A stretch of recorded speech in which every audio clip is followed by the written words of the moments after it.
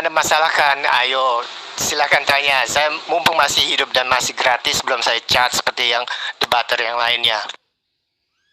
Oke, kamu fokus sama saya ya, Saudara Agus. Kelihatannya kamu cerdas, kelihatannya kamu pintar. Melihat daripada cara kamu menyusun kata, membentuk sebuah kalimat, kelihatannya kamu memang cerdas. Maka saya ingin tahu, kamu ngerti bahasa Ibrani? Kamu tahu original teks kitabnya Yudaism? Jawab. Masalahnya itu kitab Ibrani itu bukannya satu-satunya kitab pautan bagi umat beragama. Anda paham? Nah, saya ini jujur saya merasa lucu lah. Masa orang Indonesia dipaksakan untuk paham bahasa Arab? Tidak ada ceritanya Yesus berkata kamu harus paham bahasa Ibrani. Seperti istilahnya Allah mu berkata dalam Maryam 97, demikian kami mudahkan bahasamu dalam bahasa Arab.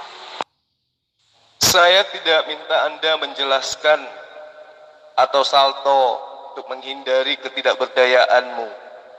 Saya hanya minta kamu jawab, apakah saudara paham, bisa membaca kitabnya Nabi Musa, yaitu kitab Tanak atau kitab Torah? Bisa atau tidak bisa? Jawab aja, gak usah kamu tutupin ya panu yang ada di jidatmu dengan menempelkan tepung terigu, percuma, akan ketahuan juga. Jawab, kamu bisa membaca kitabnya orang Yahudi atau tidak? Silakan. Maaf, tadi siapa yang bicara dengan surat ya, Nisa itu? Saya tidak bisa melihat pertanyaannya. Nah, tapi ya kita bahas secara wajar aja lah. Nah, apa yang dimaksud dengan sunat itu? Jika sunat itu diberikan, apakah tidak merubah bentuk tubuh? Silakan dipikirkan baik-baik. Kamu nggak usah membual kalau ilmu pengetahuan kamu tentang Al-Quran nggak ada. Kamu nggak usah sok pintar kalau kamu nggak bisa membaca kitabnya Yudaism. Lalu kemudian kamu menganggap dirimu adalah pelanjut daripada ajaran Yesus.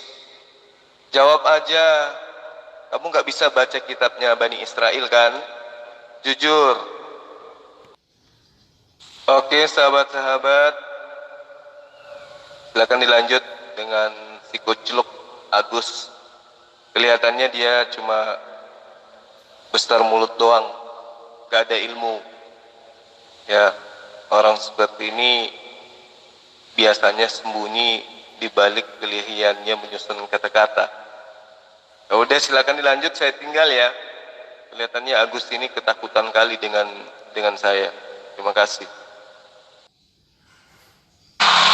Begini saja, saya bukannya seorang pelajar bahasa Ibrani, jadinya saya tidak mau menjawab dan itu karena bukan keahlian saya. Apa yang tertulis dalam Alkitab Indonesia dan apa yang tertulis dalam Al-Quran Indonesia itu yang saya berani jawab dan bahas. Ini bukan masalah kamu pelajar Ibrani atau bukan pelajar Ibrani. Ini masalah kamu paham kitabnya Bani Israel atau tidak. Atau kamu hanya paham kitab terjemahan? Jawab. Surat An-Nisa coba kamu tuliskanlah, tempelkan di wall biar saya lihat lagi. Mungkin Al-Quranmu beda dengan saya. Alamak, sok-sokan bahasa Al-Quran. Ditanya tentang kitabnya Bani Israel, mencret. Coba kamu baca surah An-Nisa yang kamu maksud. Bacakan dulu untuk membuktikan kamu paham Al-Quran atau tidak. Kan kamu udah jawab tadi ya, kamu nggak bisa Ibrani, kamu nggak bisa kitabnya Bani Israel. Artinya imanmu itu tidak bersumber daripada pengajaran yang sesungguhnya, yaitu pengajaran kitab Torah yang menggunakan bahasa Ibrani. Kamu menjadi Kristen hanya berdasarkan kepada kitabnya Lembaga Alkitab Indonesia. Sekarang kamu membahas Quran surah An-Nisa, coba kamu bacakan, saya ingin dengar. Silakan. Ayatnya pasnya itu di Matius 26 ayat 25, 26, 28. Sebab inilah darahku, darah perjanjian yang ditumpahkan bagi banyak orang untuk pengampunan dosa. Yang kamu bacakan itu adalah ajaran paganisme, tidak bersumber dari pengajaran orang-orang Yahudi atau Yudaism. Makanya saya tanya, kamu ngerti nggak kitabnya Yudaism itu? Paham nggak kamu bahasa yang digunakan oleh Yesus? Ayo, kamu baca Lukas, inilah darahku, itu ajaran barbar, itu ajaran penyembah roh-roh itu, ajaran kanibal itu. Sekarang saya tanya, kalau kamu betul-betul paham tentang ajaran Yesus, kamu ngerti nggak kitabnya Yesus? Jawab. Nggak ada istilahnya kita harus hafalkan kitab suci untuk masuk surga lah. Aduh, ampun, otakmu di mana sih, Om? Berdebatlah pakai logika yang sehat, bukannya istilahnya adu bukti argumen. Gue orang Indonesia, ngapain gue mesti ikut-ikutan itu bahasa Yahudi atau Arab? Lu goblok. Buat apa gue disekolahin untuk belajar bahasa Indonesia kalau gue mesti tunduk kepada bahasa asing, diperintahkan oleh Allah asing dengan bahasanya? Mikirlah. Ini bukan mengenai bahasa Indonesia atau bahasa Ibrani, Tuyul. Ini berbicara mengenai kebenaran. Ya, bukankah kalian mengakui bahwa keselamatan itu datangnya dari Yudaism, dari Yahudi, dari Israel? Keselamatan itu menurut kalian bukan dari lembaga Alkitab Indonesia, kan? Ini saya tidak minta kamu itu harus paham. Saya cuma ingin tahu, kamu bisa bahasa kitabnya Yesus nggak? Yesus sering membacakan kitab Yesaya, kitab ulangan di sinagog. Berarti kitabnya Yesus itu adalah kitab Torah. Nah, sekarang kitabmu adalah kitabnya Bani Kristen, kitabnya Lembaga Alkitab Indonesia.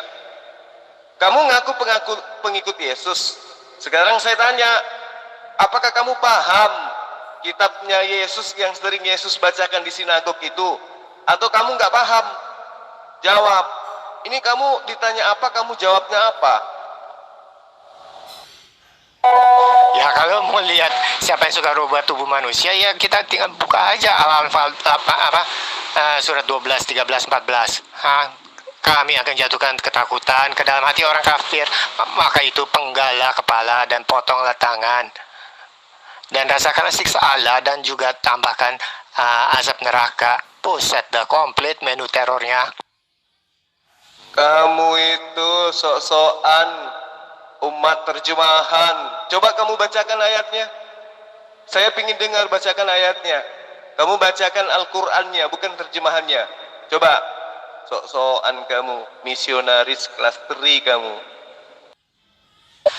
Begini, Om, ampun dah kau. Yang namanya paganisme itu ada perintah tawaf 7 kali. Ada 4 macam doa sebelum tawaf dan setelah dan sesudah.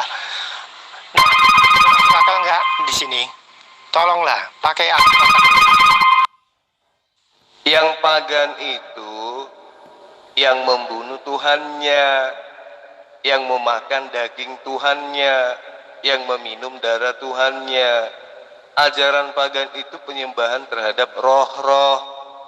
Wahyu 5 ayat 16. Itulah ketujuh roh Tuhan yang diutus ke muka bumi, berupa roh binatang bertanduk 7 dan bermata 7.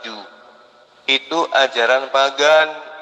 Makanya saya tanya, kamu minum darah Yesus, kamu makan daging Yesus, itu kamu ngerti kitabnya Bani Israel enggak?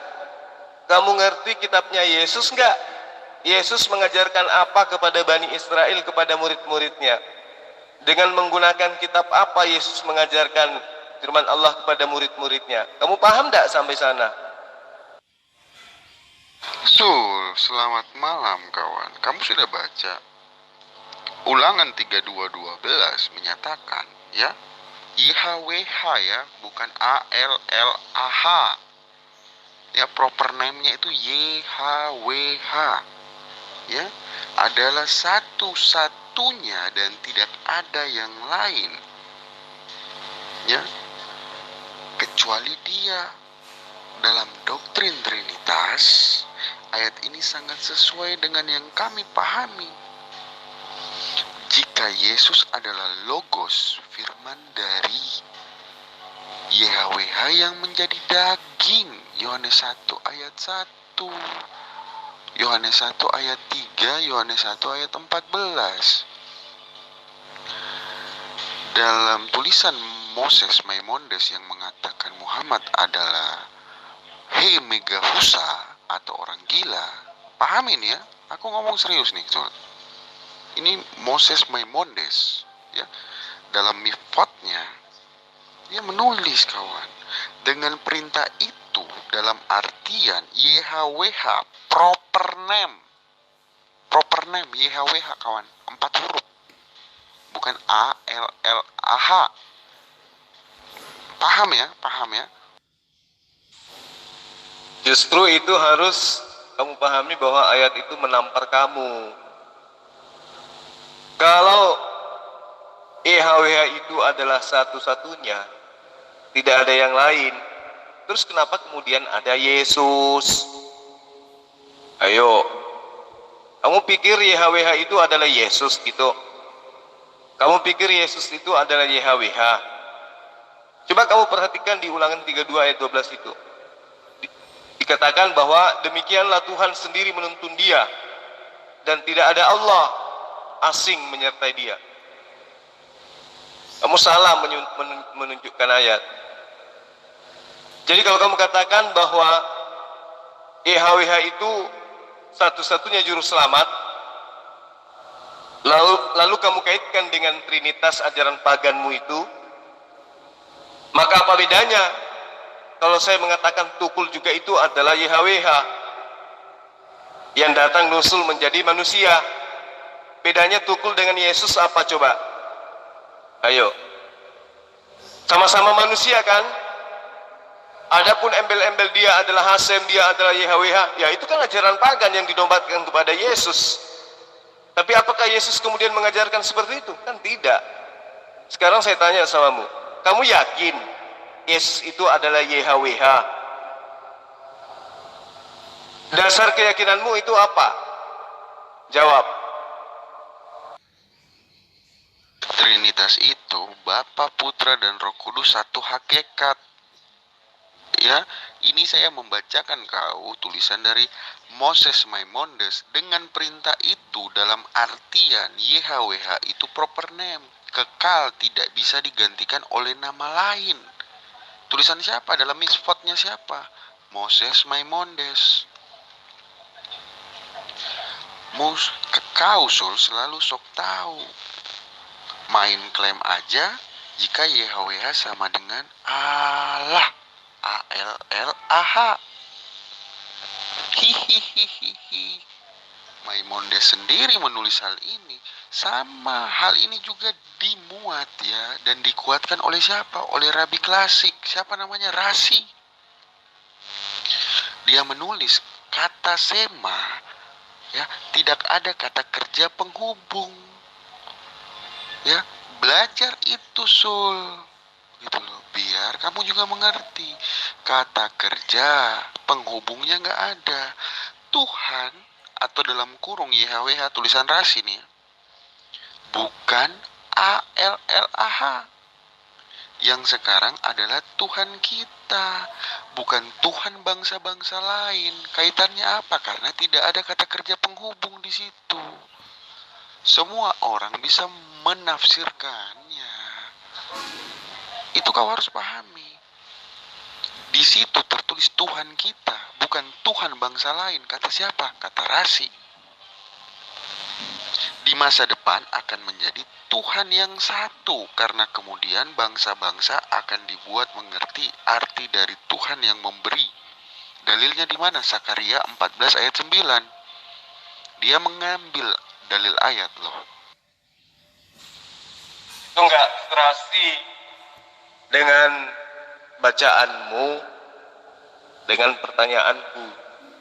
Enggak cocok kamu baca teks yang tidak serasi dengan pertanyaan. Pahami dengan baik.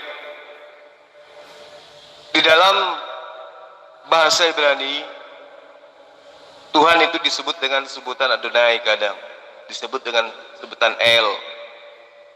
kadang disebut dengan Elion, Elohim, Elohe, El-Olam, terus apalagi disebut dengan sebutan Esadai, Emmanuel, Elroy, dan seterusnya.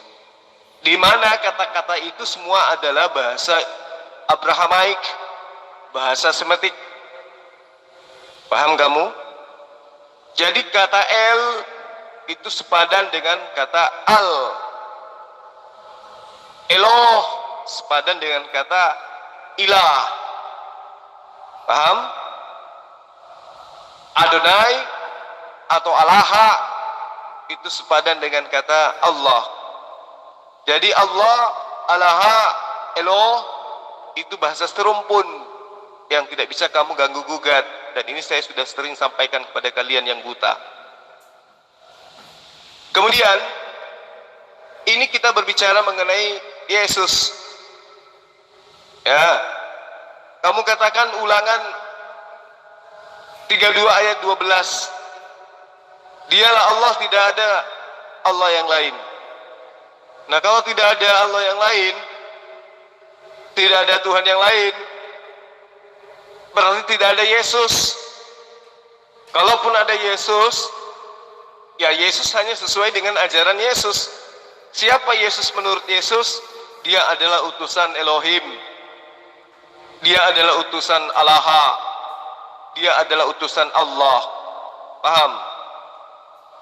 Nah, coba kamu jawab. Kalau orang-orang Yahudi yang memahami kitab Tanakh, memahami kitab Torah, berpaham monoteisme, berpaham tauhid satu Tuhan, ketika kamu tawarkan untuk menuhankan manusia bernama Yesus, apakah mereka percaya? Apakah mereka akan beriman? Tidak. Sampai hari ini mereka tidak ada percaya bahwa Eloh yang mereka sembah akan menjelma menjadi kucluk, manusia lemah yang dibunuh oleh Hansip Romawi. Ya, coba kamu jawab, apakah Yudaism itu percaya kalau Elohim yang mereka sembah bakal menjelma menjadi manusia? Percaya enggak mereka? Atau kalian akan ditertawakan oleh Yudaism? Pertanyaan kamu ini sangat mudah dibantah, Sul. Kalau soal percaya, kamu lihat Mesianik Yahudi. Berapa rabi yang masuk ke dalam mereka? Gitu.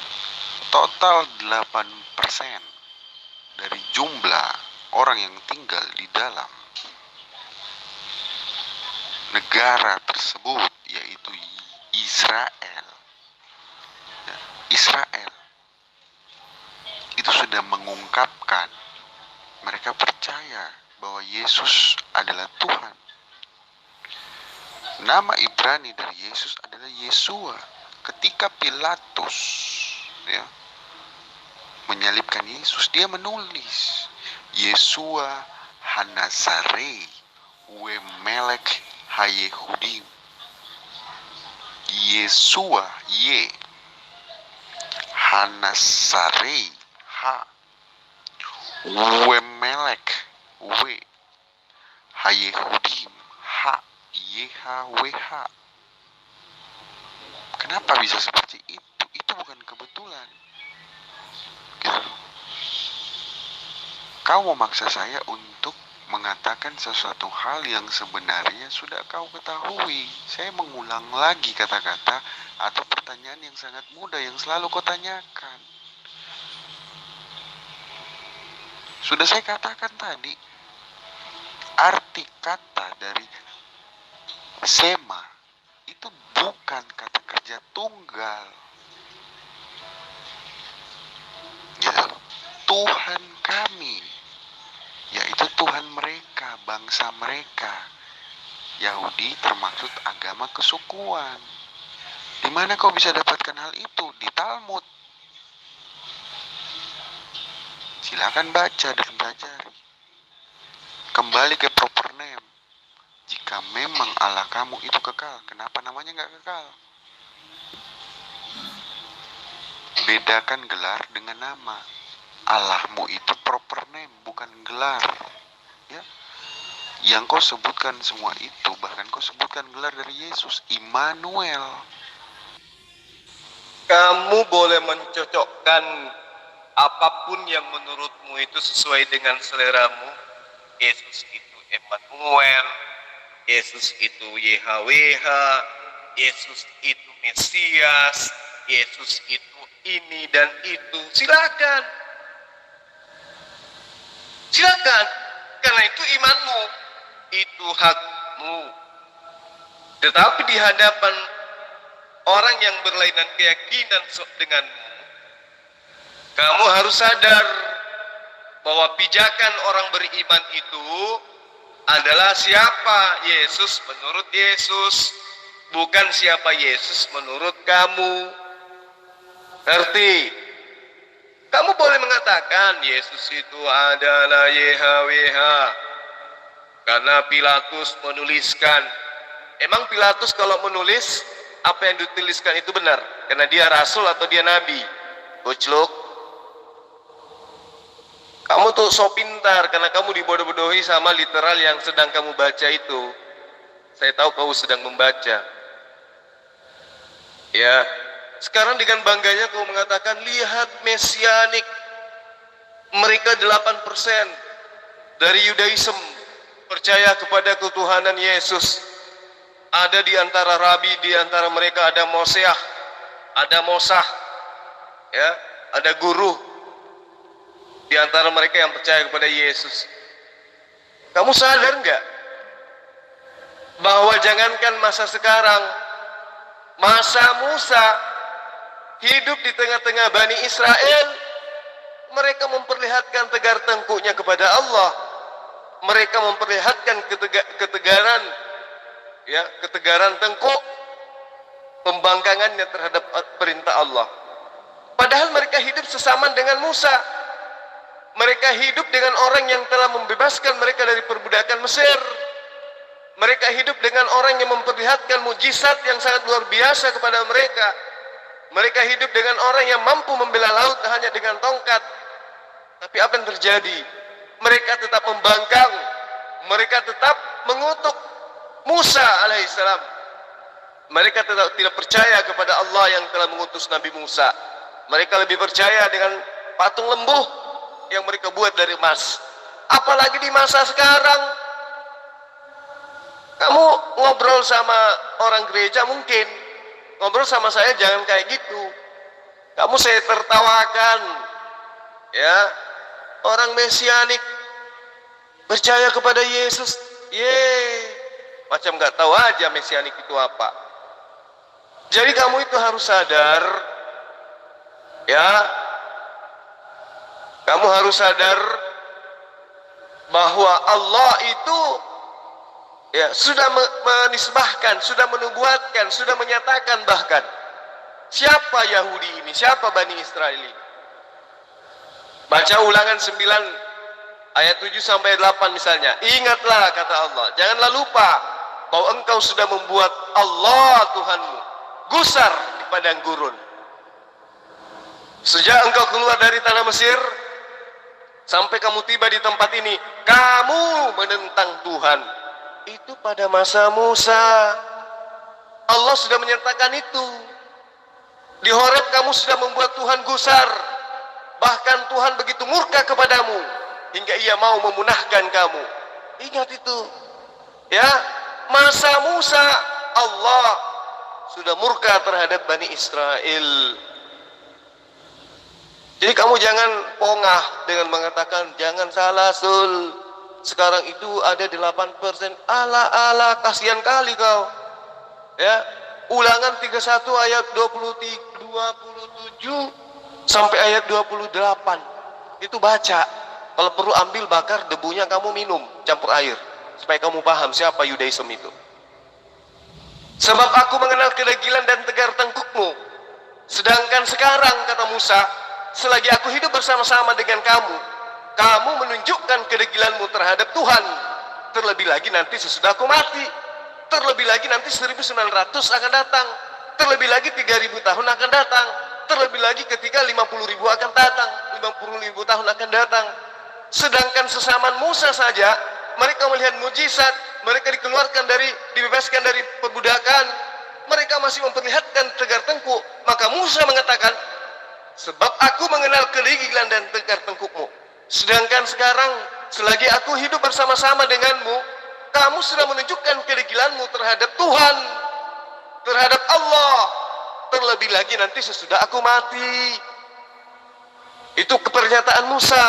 Maka wajar kemudian ketika Yahudi, tanah Yudea, tanah Galilea dijajah penganut ajaran pagan Kristen di dalam panji kekuasaan kekaisaran Romawi, itu mereka sebagian menyeleweng dari ajaran Torah.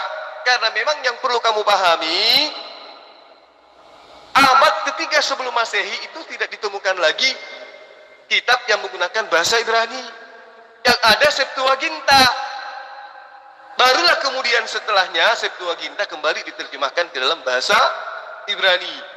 Itu pun tidak seluruhnya, karena pada masa itu bahasa Ibrani itu sudah punah.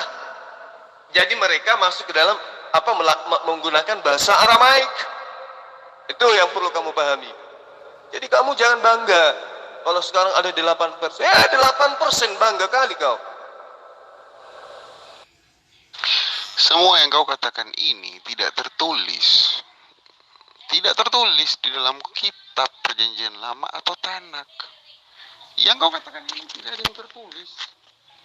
Yang kau katakan ini tidak ada yang tertulis, Zul. Tidak ada. Kau mengutipnya dari kitabmu. Kau merancukan, karena kita sedang membahas Alkitab, Bible atau Tanak. Iya kan? Mana dalilnya? Pada saat Musa sudah menyelamatkan mereka, mereka masih membuat patung sapi. Mana dalilnya? Itu sebelum Zul. Dalil dalam Bible ya. Kamu yang merancukan ini, kamu menggabungkan ketiga atau antara kitabmu dan kitabku. Sedangkan saya menggunakan satu kitab. Kita sedang membicarakan Bible, bukan Quran dan Bible. Kau yang merancukan ini, gitu. Tidak benar yang kata kamu. Saat Musa sudah menyelamatkan mereka, mereka masih membangun patung sapi. Itu sebelum turun 10 perintah Allah. Sejarah yang sekecil ini saja kau tidak bisa pahami, Sul. Blunder mulu kamu ini. Saya geli mendengarkan kamu mengatakan kitab kami. Seakan-akan kamu itu Bani Israel. Kitabnya Bani Israel kamu klaim dengan mengatakan kitab kami. Malu. Selaku sesama orang Indonesia, saya malu memiliki saudara yang mengklaim kitabnya Yudaism sebagai kitabnya. Kamu mengatakan bahwa tidak ada dalil. Nah inilah ya, sahabat-sahabat dimanapun Anda berada, lihatlah saudara swasta ini yang buta akan kitab yang mereka rampok dari Bani Israel. Mereka katakan bahwa Yahudi itu tidak membuat patung lembu. Itu namanya umat kucluk, ngambil kitabnya orang tapi tidak mempelajarinya dengan baik. Di dalam Nehemia 9 ayat 17 sampai ayat 18, mereka menolak untuk patuh dan tidak mengingat perbuatan-perbuatan yang ajaib yang telah kau buat di antara mereka. Mereka bersitegang, ya, mereka malah berkeras kepala untuk kembali perbudakan di Mesir. Tetapi Engkaulah Allah yang sudi mengampuni, yang mengasihi dan menyayangi, yang panjang sabar dan berlimpah kasih setianya. Engkau tidak meninggalkan mereka. Bahkan ketika mereka membuat anak lembu tuangan dan berkata, inilah Tuhanmu yang menuntun engkau keluar dari Mesir, ya, dan berbuat nista yang besar. Kamu belajar lagi. Dalil ini jelas menunjukkan di ayat 18, inilah Tuhanmu yang telah membebaskan engkau dari Mesir. Jadi dari ayat ini swasta jelas menjelaskan bahwa orang Yahudi itu membuat patung dari lembu itu setelah mereka dibebaskan dari perbudakan dari Mesir.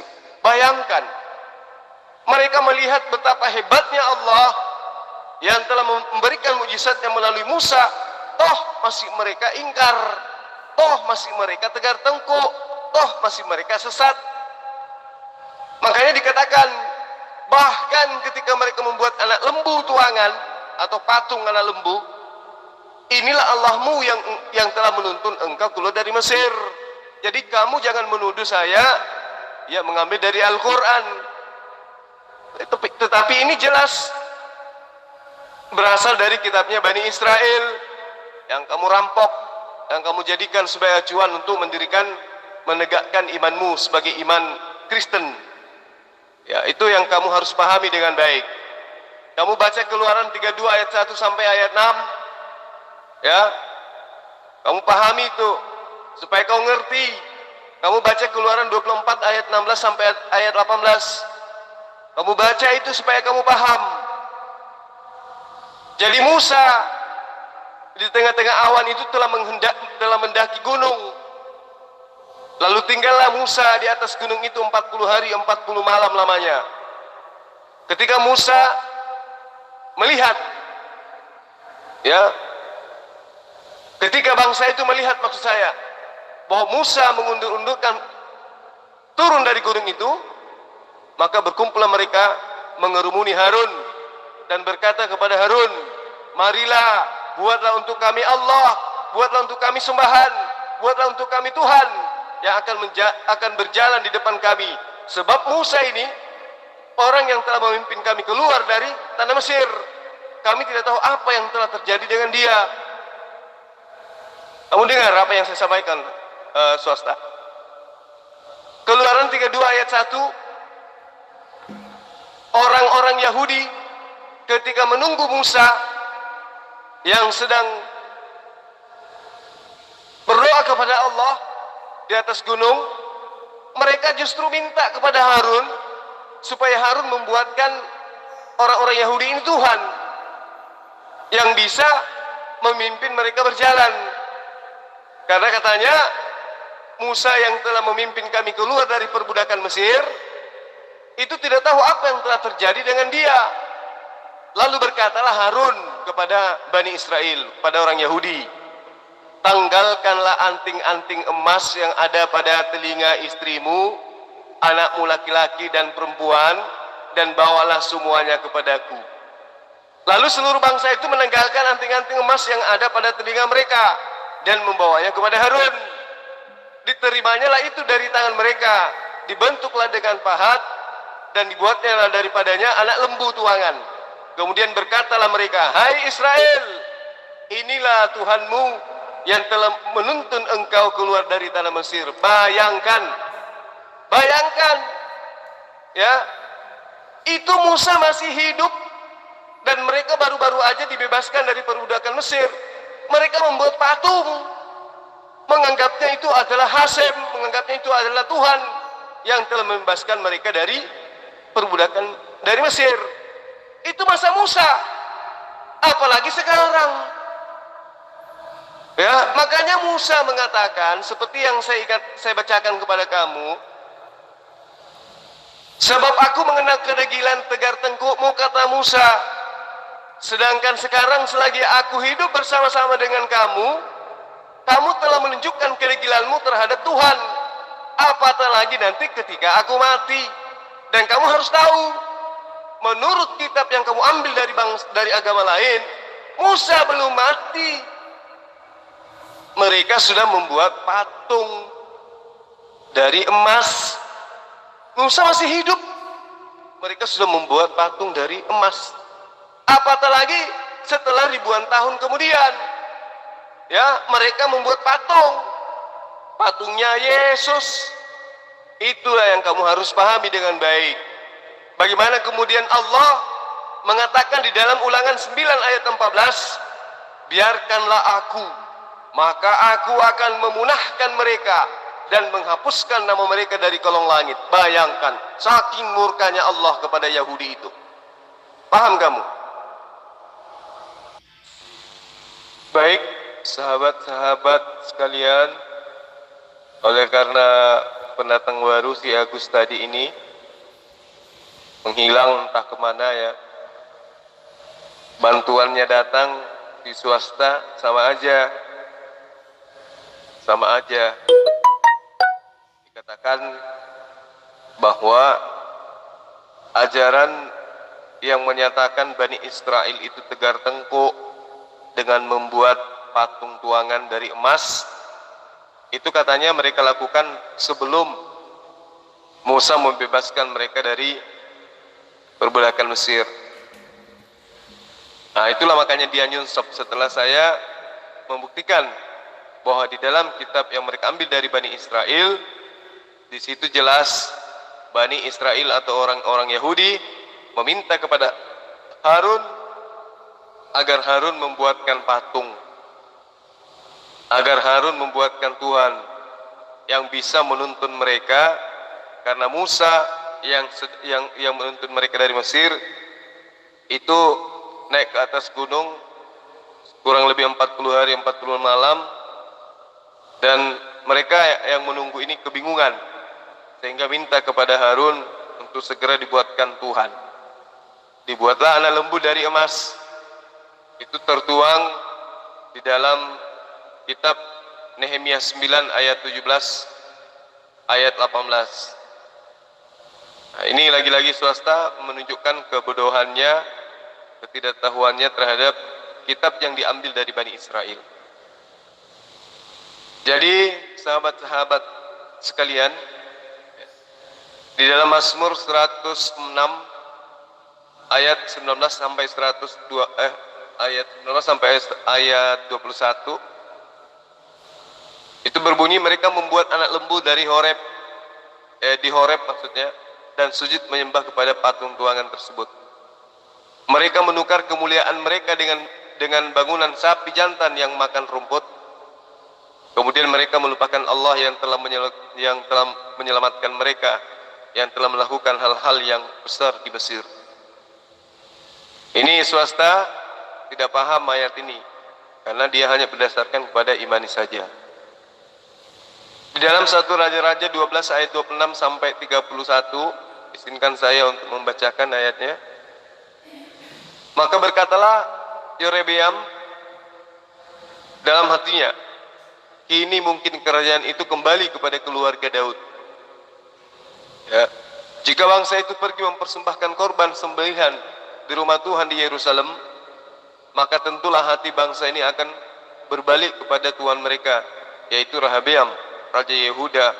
Kemudian mereka akan membunuh aku dan akan kembali kepada Rehabeam, Raja Yehuda. Sesudah menimbang-nimbang, maka Raja membuat 2 anak lembu jantan dari emas, dan dia berkata kepada mereka, sudah cukup lamanya kamu pergi ke Yerusalem, hai Israel.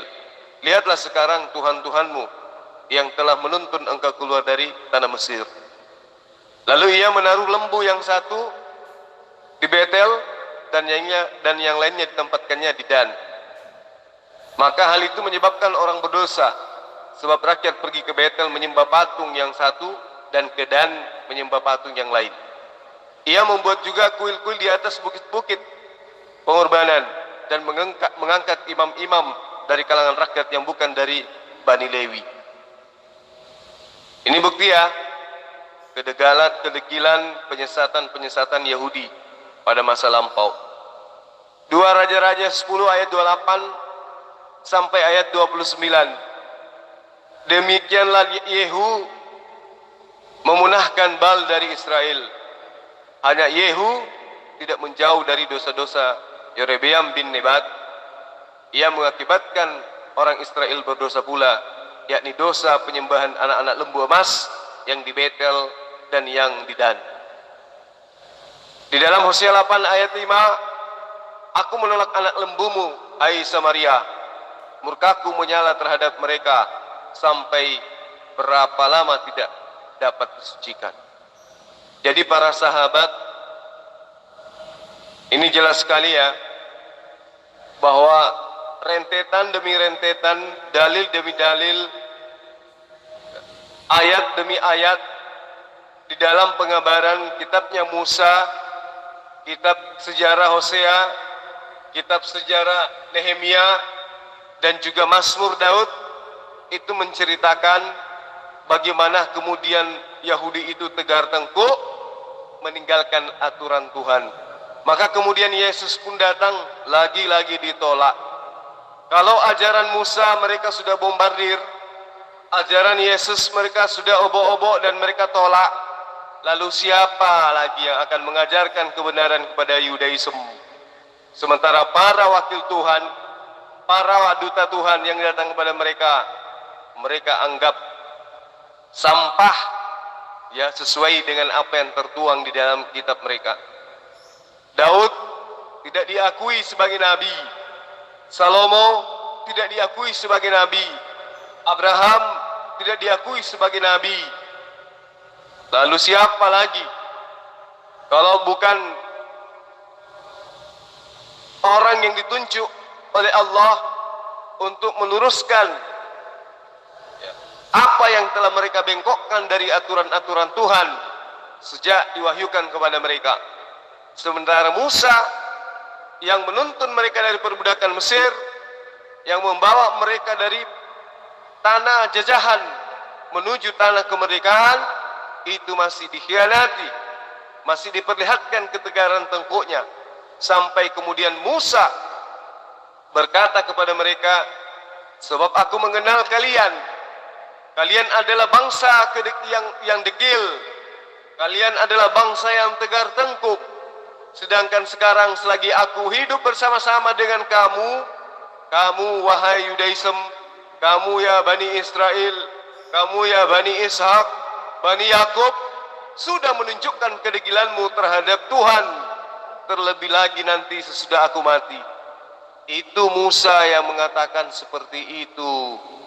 Musa mengatakan di dalam Ulangan 31 ayat 29, sebab aku tahu, ini Musa yang mengaku, sebab aku tahu bahwa sesudah aku mati, kamu akan berlaku sangat busuk dan akan menyimpang dari jalan yang telah kuperintahkan kepadamu. Sebab itu, di kemudian hari malapetaka akan menimpa kamu apabila kamu berbuat yang jahat di mata Allah dan menimbulkan sakit hatinya dengan perbuatan tanganmu. Para sahabat, apakah Musa bohong dengan mengatakan sebab aku tahu? Apakah benar-benar Musa itu tahu atau cuma so tahu? Kita lihat faktanya. Bagaimana kemudian pengajaran Isa alaihissalam mereka tolak, bahkan mereka upayakan untuk membunuh Nabi Isa alaihissalam.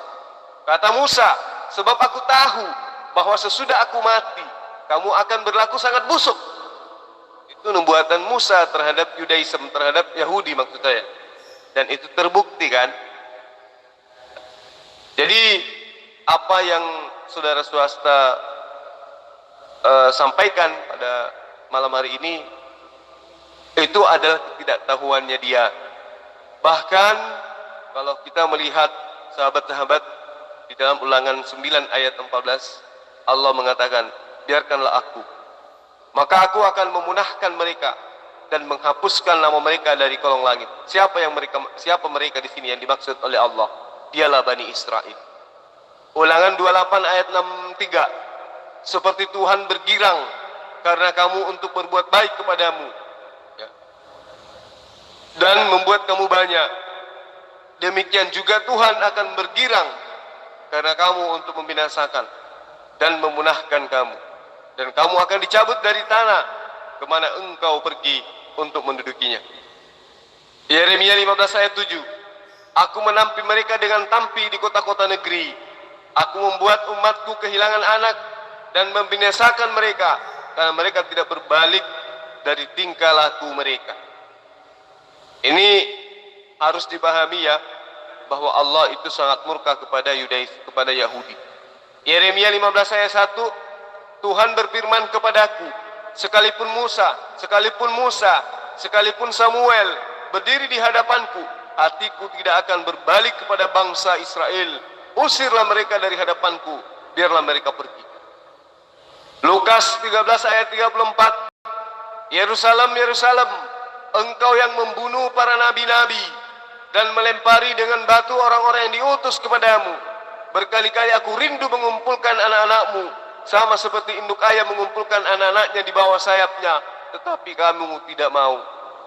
Matius 21 ayat 43. Sebab itu aku berkata kepadamu bahwa kerajaan Allah akan diambil daripadamu dan akan diberikan kepada suatu bangsa yang akan menghasilkan buah kerajaan itu. Para sahabat sekalian, jadi jelas apa yang saya utarakan tentang siapa Yudaism yang telah menolak Nabi Isa alaihissalam itu adalah mudah terpengaruh terhadap pengajaran penjajah kekaisaran Romawi, di mana mereka memang sudah dimuatkan oleh Musa bahwa mereka itu adalah bangsa yang tegar tengkuk. Sehingga ketika dijajah oleh Romawi, dijajah oleh Eropa, dijajah oleh Yunani, mereka dengan mudah menukar ajarannya Musa dengan ajaran paganisme, dengan ajaran Trinitas, dengan ajaran Tritunggal, maka lahirlah Kristen. Jadi ketika tadi saudara swasta mengatakan di Yahudi itu sudah ada 8% yang menganut Kristen, itu kecil.